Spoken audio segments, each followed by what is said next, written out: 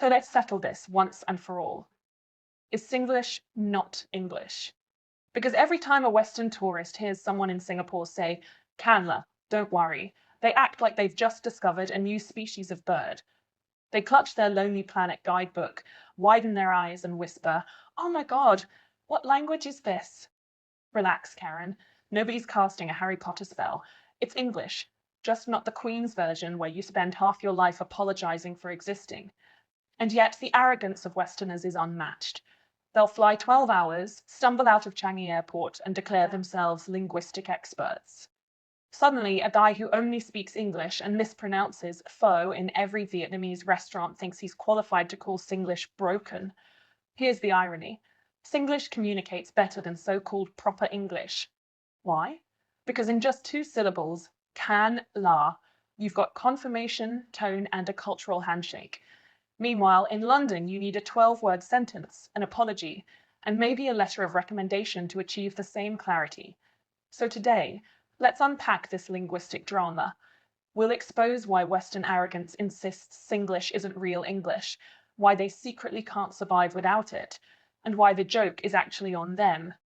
Stay with me, because by the end of this video, you'll either be defending Singlish like it's the crown jewel of Southeast Asia, or you'll be leaving an angry comment in Queen's English, proving my point anyway.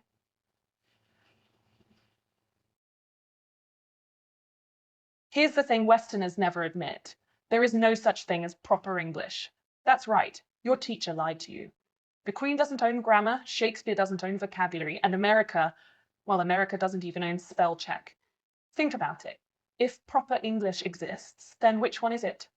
British English, American English, Canadian English, or Australian English, where how are you gets replaced with how you going, mate. And somehow no one complains that it sounds like caveman talk. But when a Singaporean says, you eat already or not, suddenly the world screams, this is not English. Excuse me? At least the Singaporean asked a real useful question. Nobody in the UK asks if you've eaten. They'll just hand you beans on toast and expect gratitude. And here's the brutal truth. Singlish terrifies Westerners because it breaks their illusion of superiority. For centuries, English was the colonizer's tool. It was exported, enforced, and worshipped as a badge of sophistication. Now, Singapore has flipped the script. You don't just use English. You've bent it, cooked it with chili, soy sauce, and sambal, and served it back hotter than London fish and chips could ever handle. What Western critics call broken, Singaporeans call efficient. Why say, would you be so kind as to pass me the chili sauce? When you can just point and go, a chili can. The meaning is clear, the vibe is friendly, and nobody wasted 3 minutes sounding like they're auditioning for Downton Abbey. And here's the kicker. Even the expats start using it after 6 months. They'll deny it, of course. No, I still speak proper English, while ordering kopi with less sugar can? Congratulations, my friend. You're officially bilingual, English and Singlish. So the next time someone sneers, that's not English, remember? It's just their ego crying because they spent 12 years memorizing Shakespeare sonnets, while Singaporeans mastered a global trade hub speaking la, law, and le. Who's really winning here?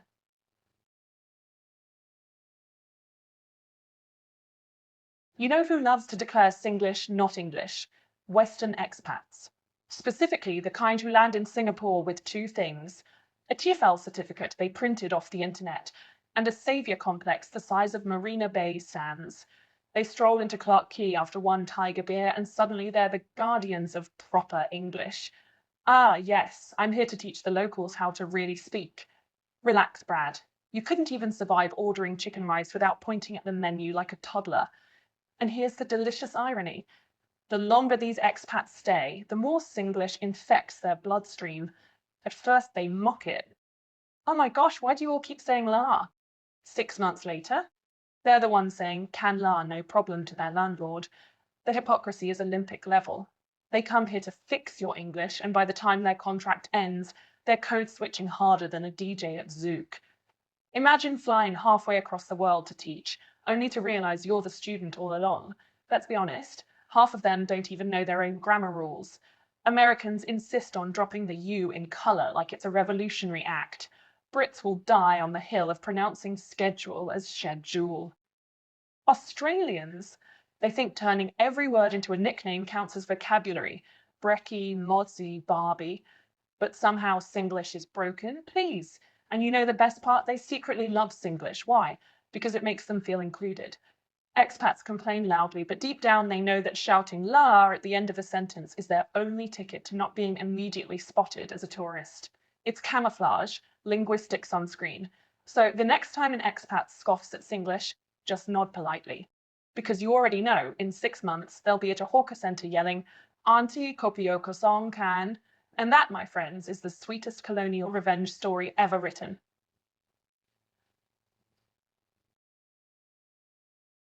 Let's not kid ourselves. English wasn't introduced to Singapore as a gift. It was a leash. The British didn't stroll in saying, "We'd love to share our beautiful language with you." No. English was the velvet glove over an iron fist, the passport to jobs, power, and status. Speak English and you could rise. Don't, and you'd be stuck polishing the boots of someone who did. But here's where Singapore outplayed the empire. You took their language, tore it apart, seasoned it with Malay, Cantonese, Hokkien, Tamil, and a dash of sarcasm, and created Singlish. Suddenly, the colonizer's weapon became the colonized's inside joke. Imagine the horror of the British administrator in 1950 overhearing a conversation at a kopitiam. Can la? Don't want law. For him, this wasn't just slang. This was insubordination. This was English refusing to bow. And that's what drives Western arrogance today. Deep down, they know Singlish isn't broken English. It's post-colonial revenge served on a linguistic platter. Every time a Singaporean shortens a sentence, every time la bends tone and meaning, it's proof that English doesn't belong to the empire anymore. It belongs to the people who took it, broke it, and rebuilt it stronger. You see, colonial arrogance depends on one fragile illusion, that Western culture is the gold standard. But Singlish shatters that. It says, we can run a world-class port, build a financial hub, and outscore you in PISA math rankings, all while saying, don't play. That's the ultimate humiliation for the West. The empire lost control of its own language. So when Westerners sniff, that's not English, what they're really saying is, how dare you make English yours? And the answer is simple. Because Singapore can. Because Singapore did. And because nothing terrifies a former empire more than realizing the colonies are now fluent in both English and power.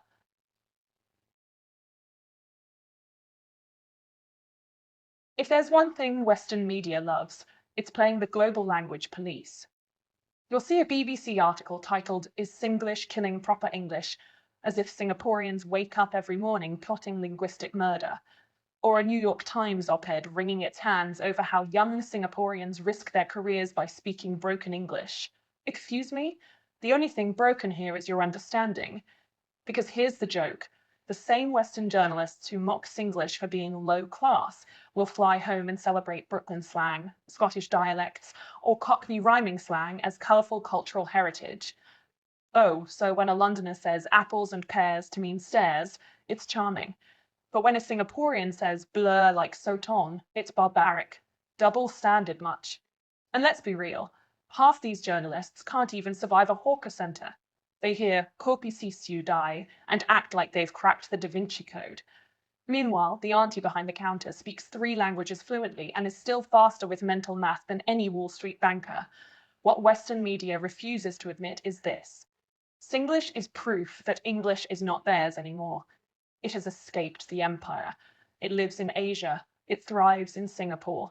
And that's what makes them uncomfortable.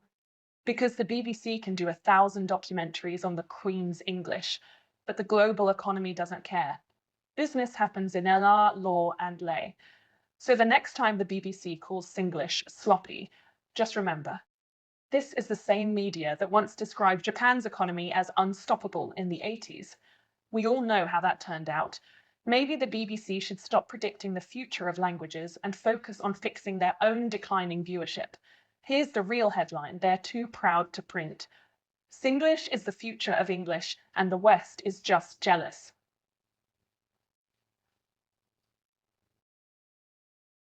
If you really want to understand why Singlish is unstoppable, don't go to a classroom. Go to a hawker centre at lunchtime. That's where you'll see linguistic survival of the fittest.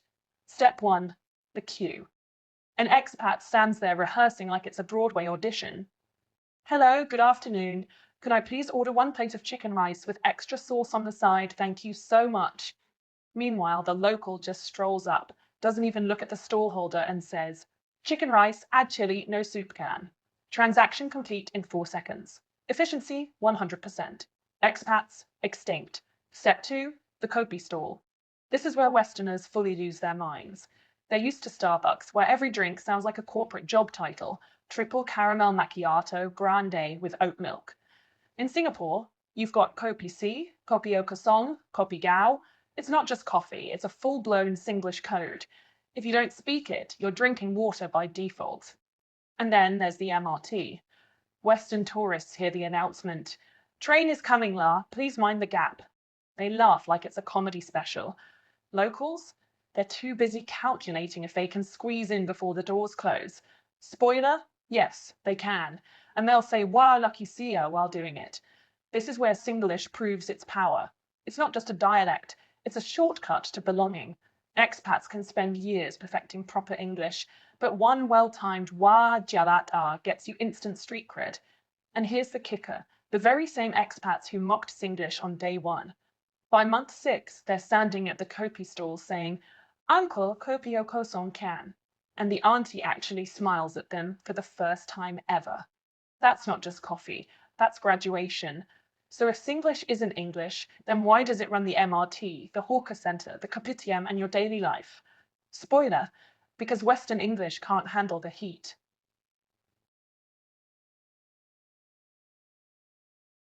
Here's the funniest part of this whole debate.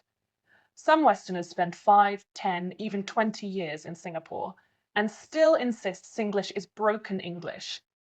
Really? At this point, the only thing broken is your pride.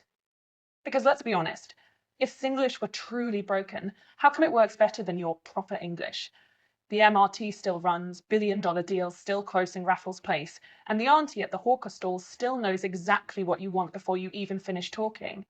Meanwhile, you're the one standing there saying, can I get, like a lost child in Toys R Us?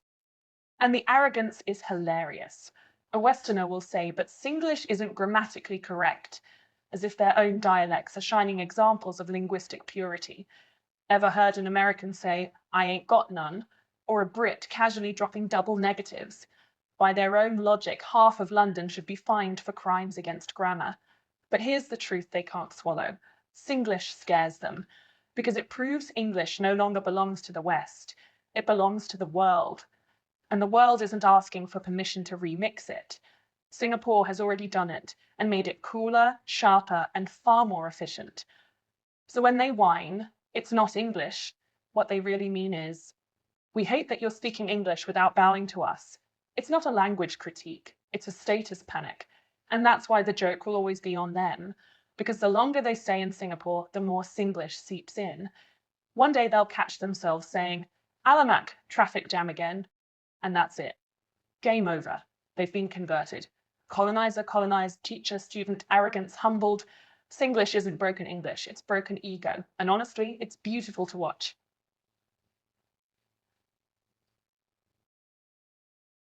So let's wrap this up. Singlish isn't broken English, it's English that broke free. It escaped the Queen's grammar book, ran through a hawker centre, picked up flavours from Malay, Hokkien, Tamil, and Mandarin, and came out stronger than ever. And that's why Western arrogance hates it, because Singlish proves that English doesn't need London's approval, or New York's validation, or the BBC's dictionary stamp. It's alive, it's evolving, and it's thriving where it actually matters. In the streets, in the MRT, in the kopi stalls, in the deals that keep Singapore at the top of the global game. So here's my question to you. If Singlish communicates better, unites people faster, and even converts stubborn expats one la at a time, then tell me, who's really speaking broken English? Go ahead, drop your answer in the comments. Defend the Queen, defend proper English, or defend Singlish. I don't care which side you take, because either way, you're proving the point. Mic drop.